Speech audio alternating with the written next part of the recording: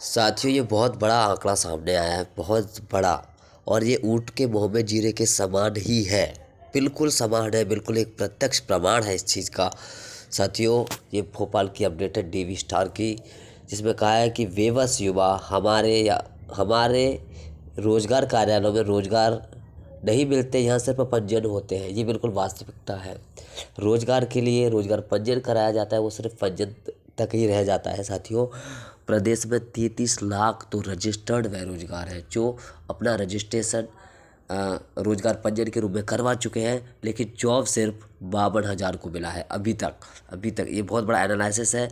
और हम ये भी देखेंगे किस संस्थान में कितनी वैकेंसी और कहाँ आवेदन करें, ये भी नहीं पता। ठीक है ना। हमको ये भी नहीं पता होता कि कौन सा संस्थान में कितनी वैकेंसी खाली है, कहाँ आवेदन करना है, और ये भी नहीं पता ये कब आएगी वैकेंसी। साथ ही बहुत बड़ा आंकड़ा है और बहुत जागरूक होने वाली चीज़ है, होना ज़रूरी भी है।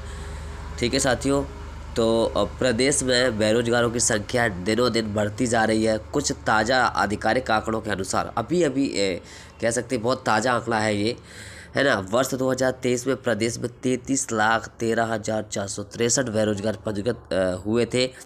इनमें से केवल 52,840 युवाओं को ही रोजगार मिल पाया है, सभी विभागों को मिलाकर ओनली 52,000 लोगों को।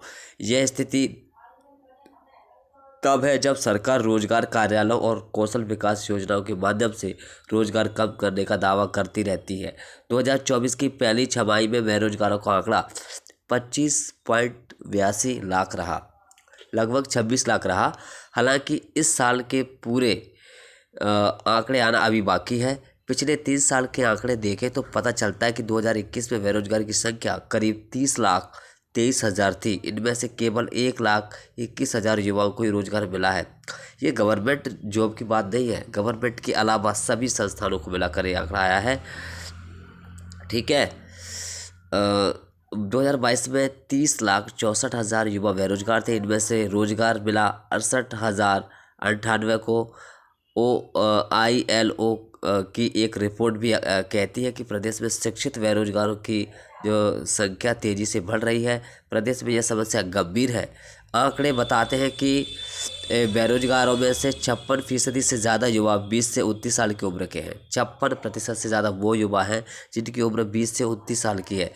36% से अधिक बेरोजगार 30 से 39 की उम्र के हैं। ठीक है। अब यह देखते हैं, भोपाल में 3,263 को मिला रोजगार। ठीक है।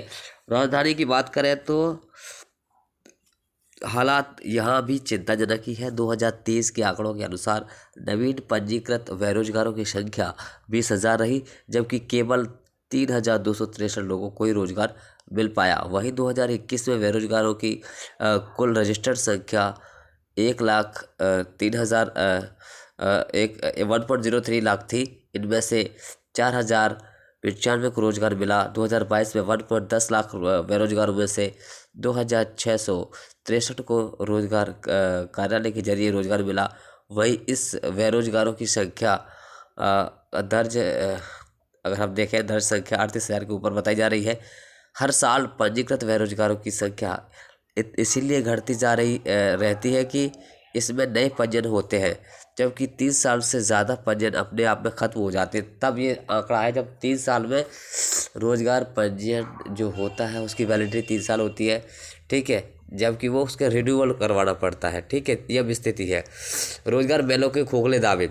अब ये मैं सिर्फ गवर्नमेंट जॉब की बात नहीं कर रहा, प्राइवेट रोजगार मिलने लगते हैं। और ये सीखो कमाओ योजना, मतलब बहुत सारी इनको मिलाकर तब 52,000 भर पाए 33 लाख में से। सोचो, प्रदेश में सबसे बड़ी समस्या ये है कि सरकारी रोजगार कार्यालयों का ध्यान सिर्फ पंजीयन पर है, रोजगार उपलब्ध कराने पर नहीं है। जबकि इन कार्यालयों में लगातार रोजगार मेले और अन्य काउंसलिंग गतिविधियाँ चलाने का दावा किया जाता है। कार्यालयों की सीमित क्षमता के कारण युवाओं को बस पंजीकरण प्रमाण पत्र मिलता है। रोजगार देने के लिए निजी और सरकारी संस्थान ये पंजीयन नहीं करवाते, इसीलिए पंजीयन करवाने वाले युवाओं को पता नहीं चलता कि किस संस्थान में कौन सी कितनी वैकेंसी है और वे कहाँ आवेदन कर सकते हैं। यहाँ नौकरी पाने के लिए किए जा सकते हैं। वहीं उद्योग और कौशल विकास में तालमेल की कमी ने स्थिति को और ख़राब कर दिया है। 10वीं और 12वीं पास होते ही ढूंढने लगते हैं नौकरी काम। 2023 में कुल पंजीकृत बेरोजगारों में सबसे अधिक संख्या 12वीं पास युवाओं की थी, जो 12,05,000 थे। वहीं 10वीं पास युवाओं की संख्या करीब 9,12,000 थी। इससे पता चलता है कि ज़्यादातर युवा 10वीं 12वीं पास करने के बाद से ही रोजगार की तलाश में जुट जाते हैं, और इसमें ज़्यादातर वही लोग होते हैं जो मिडिल क्लास फैमिली से होते हैं या फिर बिल्कुल लोअर क्लास फैमिली से होते हैं। इसके बाद स्नातक बेरोजगारों की संख्या 9,12,000 है। करीब 2,59,000 स्नातकोत्तर डिग्री धारक भी रोजगार की प्रतीक्षा में हैं। तो साथियों, ये है मध्य प्रदेश की वास्तविकता जो इस न्यूज़ में छपी हुई है। बहुत करीबी आंकड़ा है, बहुत अच्छा बिल्कुल वास्तविक आंकड़ा है। ये तो तब है जब 3 साल तक उसकी वैलिडिटी रहती है, तब है।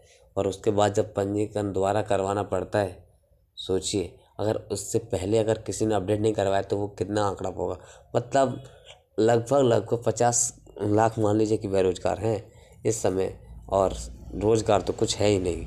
तो ये कंडीशन बनती जा रही है प्रदेश में। अगर इस तरीके से सिचुएशन और रही 2-4 साल तो मान लीजिए कि अब क्या ही कहना। ठीक है, ठीक है, सबको जगाओ, प्रदेश के युवाओं को, और अपने हक और अधिकार के लिए लड़ो। नहीं तो मुझे नहीं लगता कि ऐसे सब कुछ पॉसिबल है, कुछ नहीं हो पाएगा फिर। ठीक है ना, धन्यवाद।